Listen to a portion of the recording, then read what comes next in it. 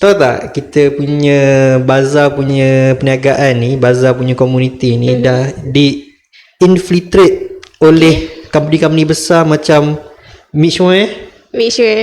dan juga Zeus Coffee. Oh, okay. So, air dah. Okay. Diorang ni jual dengan harga yang kompetitif tau. Macam contoh, diorang kata Zeus tu, Zeus Coffee jual dengan tanda harga RM3.90.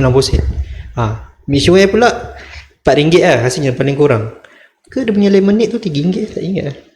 Jarang beli. So, tapi harga dia murah lah. Kan? Harga dia murah untuk air 1 cup macam tu. Kan? So sekarang ni isu dia ialah peniaga-peniaga tempatan kita lah, yang peniaga yang memang dah dekat bazar, mana-mana yang jual tanda harga RM4 ke atas, diorang terpaksa compete Betul. dengan Zeus. Benda Dengan melainkan dia punya air ml tu berbeza, macam besar sikit mungkin orang akan beli. Cuma kalau sama cup and then harga dia lebih mahal, rasanya memang kalah kan.